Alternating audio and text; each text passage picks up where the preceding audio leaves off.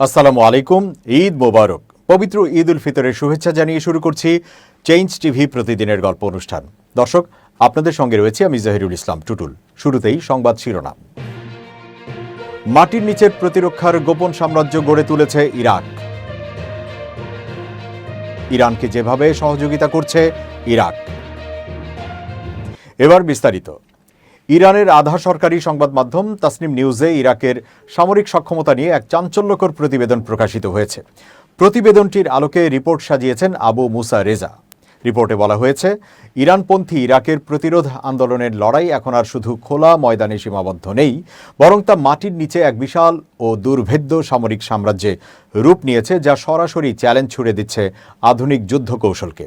Tasnim news এজেন্সির war commentary গ্রুপের ১০৩ নম্বর রিপোর্টে এই চাঞ্চল্যকর তথ্য উঠে এসেছে যে ইরাকি প্রতিরোধ বাহিনী তাদের মিসাইল এবং ড্রোন ইউনিটকে পুরোপুরি মাটির নিচে নিয়ে গিয়ে এক গোপন আন্ডারগ্রাউন্ড নেটওয়ার্ক গড়ে তুলেছে।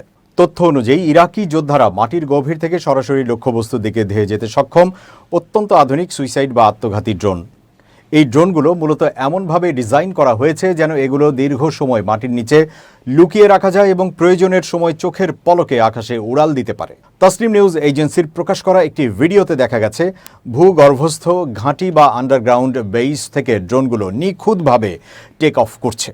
সাধারণত এই ড্রোনগুলো কয়েকশো কিলোমিটার পর্যন্ত উড়ে গিয়ে দুশ্মনের রাডার ফাঁকি দিয়ে আঘাত হানতে সক্ষম। এই পুরো মডেলটি মূলত ইরান ইরাক যুদ্ধের পরবর্তী সময়ে সামরিক অবকাঠামো রক্ষা করার দীর্ঘ অভিজ্ঞতা থেকে নেওয়া হয়েছে, যেখানে আকাশপথের বোমাবর্ষণ থেকে বাঁচতে অস্ত্রশস্ত্র নিরাপদ আশ্রয়ে সরিয়ে নেওয়া হতো। বর্তমান সময়ে এই কৌশলটি ইরাকি যোদ্ধাদের জন্য এক বিশাল রক্ষা কবচ হয়ে দাঁড়িয়েছে, কারণ শত্রুপক্ষ আকাশপথে শক্তিশালী হলেও মাটির নিচের এই শক্তিশালী প্রতিরক্ষা ব্যবস্থাকে ধ্বংস করা প্রায় অসম্ভব। এই ঘাঁটিগুলো মাটির কয়েক ডজন মিটার গভীরে অবস্থিত হওয়ায় এগুলো বাংকার বাস্টার বোমা দিয়েও সহজে ধ্বংস করা যায় না। লেবাননের হিজবুল্লাহ লড়াইয়ের ধরনের সাথে এই কৌশলের হুবহু মিল পাওয়া যায়, যা প্রমাণ করে যে ইরানপন্থী এবং মার্কিন বিরোধী পুরো প্রতিরোধ ফ্রন্ট এখন একই ছাতার নিচে কাজ করছে। এই গোপন আন্ডারগ্রাউন্ড দুর্গগুলো থেকে যে কোনো মুহূর্তে ইসরায়েল বা মধ্যপ্রাচ্যের শত্রু ঘাঁটিগুলোর ওপর বড় ধরনের হামলা চালানো সম্ভব। এই সক্ষমতা ওই অঞ্চলের সামরিক ভারসাম্যকে পুরোপুরি বদলে দিচ্ছে। ড্রোন এবং মিসাইল প্রযুক্তিকে এভাবে মাটির নিচে সুরক্ষিত করার ফলে শত্রুর রাডার বা স্যাটেলাইট একে সহজে শনাক্ত করতে পারছে না। এই প্রতিরোধ এজেন্সিগুলোকে যুদ্ধের ময়দানে এক বিশেষ সুবিধা দিচ্ছে তাদের গোপন সুড়ঙ্গগুলো। এই ভূগর্ভস্থ ঘাঁটিগুলো শুধু যে গুদাম হিসেবে কাজ করছে তাই নয়, বরং এগুলো এক একটি পূর্ণাঙ্গ কমান্ড সেন্টার হিসেবেও ব্যবহৃত হচ্ছে। এইসব কমান্ড সেন্টার থেকে নিখুঁত নিশানায় আক্রমণ পরিচালনা করা যায়। সাধারণত কয়েকশো মিটার লম্বা রানওয়ে বা স্লাইডিং রেলের মাধ্যমে ড্রোনগুলো উৎক্ষেপণ করা হয়। শত্রুর অত্যাধুনিক যুদ্ধবিমান বা বোমারু ড্রোন যখন আকাশে টহল দেয়, তখন এই গোপন সুড়ঙ্গগুলোই হয়ে ওঠে ইরাকি যোদ্ধাদের প্রধান শক্তি এবং রণকৌশলের মূল কেন্দ্রবিন্দু। গার্ডিয়ানে প্রকাশিত এক প্রতিবেদনে বলা হচ্ছে, ২০০৩ সালে মার্কিন নেতৃত্বাধীন আগ্রাসনের পর থেকেই যুক্তরাষ্ট্র, তার মিত্র এবং ইরানের মধ্যে একটি ছায়া যুদ্ধক্ষেত্রে পরিণত হয়েছিল ইরাক। তবে দেশটির বর্তমান নেতারা এই নতুন সংঘাতে জড়িয়ে পড়া এড়াতে চাইছেন। ইরাকের সংখ্যাগরিষ্ঠ শিয়া সম্প্রদায় থেকে এই সশস্ত্র গোষ্ঠীগুলোর সদস্য নিয়োগ দেওয়া হয়। তারা ইরানের ইসলামিক রেভলিউশনারি গার্ড কর্পসের ঊর্ধ্বতন কর্মকর্তাদের নির্দেশ মেনে চলেন।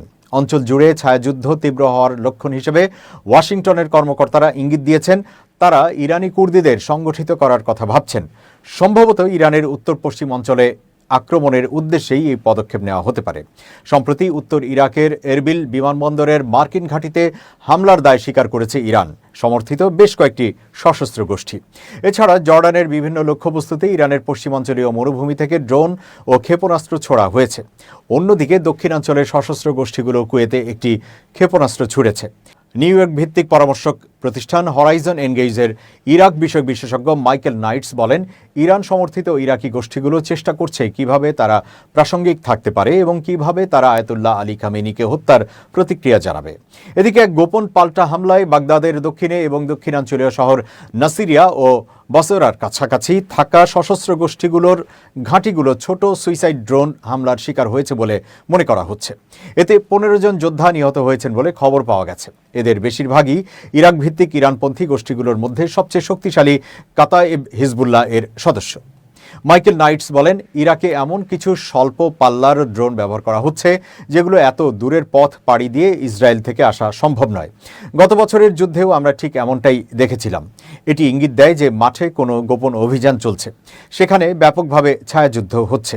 কাতায়েব হিজবুল্লাহ জানায়, আগের দিন দক্ষিণ ইরাকে এক হামলায় তাদের এক কমান্ডার নিহত হয়েছেন। বুধবার এই গোষ্ঠীর দুটি সূত্র বার্তা সংস্থা এএফপিকে জানিয়েছিল, দক্ষিণ ইরাকে তাদের প্রধান ঘাঁটির কাছে একটি গাড়িতে হামলায় 2 যোদ্ধা নিহত হন। পরে কমান্ডারের মৃত্যুতে এই সংখ্যা বেড়ে 3-এ দাঁড়ায়।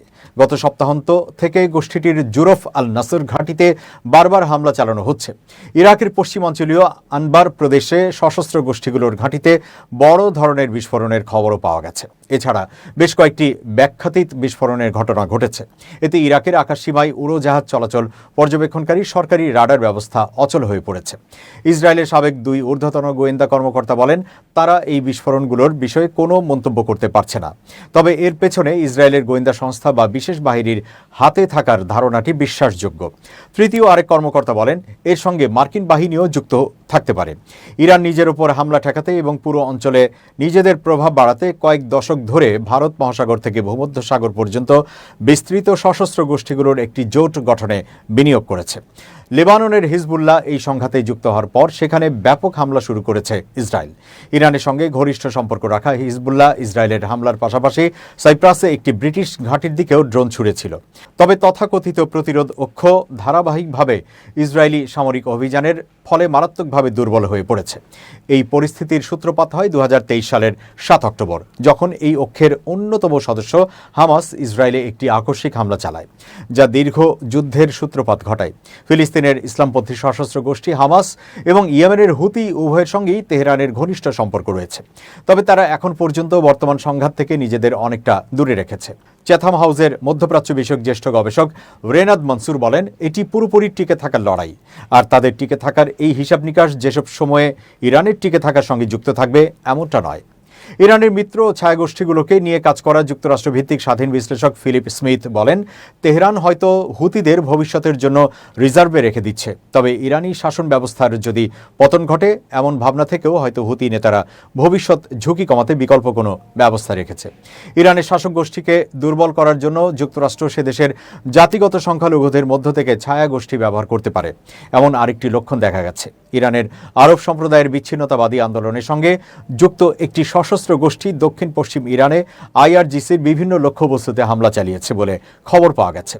ইরাক সীমান্তের নিকটবর্তী ইরানের শহর আহওয়াজে অবস্থিত আইআরজিসির একটি ঘাঁটিতে হামলার দায় স্বীকার করেছে আপাত দৃষ্টিতে নতুন গঠিত একটি গোষ্ঠী, যারা নিজেদের আহওয়াজ ফ্যালকনস নামে পরিচয় দিচ্ছে। দর্শক, এবার খুব জরুরি 1 মিনিট জানাচ্ছেন আমিরুল মোমিনিন মানিক।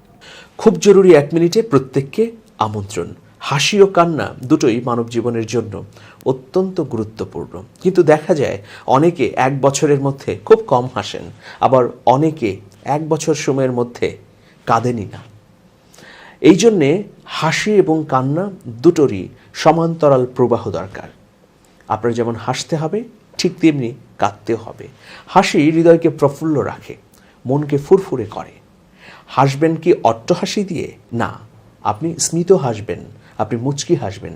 এটা মানুষকে আপনার প্রতি আকৃষ্ট করবে, মানুষও আনন্দিত হবে আপনার হাসি দেখে। আবার আপনি যদি সবসময় অট্টহাসি হাসেন, কথায় কথায় হাসেন, অন্যকে হাসান, তাহলে আপনি কমেডিয়ানে পরিণত হবেন। সেই জন্যে হাসিরও পরিমিতি বোধের ব্যাপার আছে। অন্যদিকে কান্না, এটাও জীবনে জরুরি। আপনি পূর্বের প্রায়শ্চিত্তের কথা স্মরণ করে, পূর্বের পাপের কথা স্মরণ করে, ভুলের কথা স্মরণ করে আপনি কাঁদতে পারেন। আপনি আল্লাহর কাছে দুহাত তুলে সেই সব পাপের জন্য ক্ষমা চাইতে পারেন।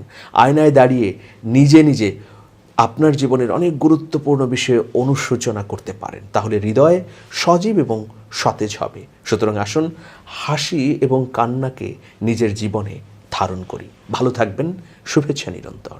শেষ করছি চেঞ্জ টিভির প্রতিদিনের গল্প অনুষ্ঠান। changetv.press বাংলাদেশের ইউটিউব জার্নালিজমের অগ্রদূত। ভিজিট করুন এর ওয়েবসাইট www.changetv.press, youtube.com/changetvpress এবং সাবস্ক্রাইব করুন চ্যানেলটি। নিয়মিত লাইক, কমেন্ট ও শেয়ার করে আপডেট রাখুন নিজেকে। ভালো থাকুন, নিরাপদে থাকুন, শুভেচ্ছা নিরন্তর।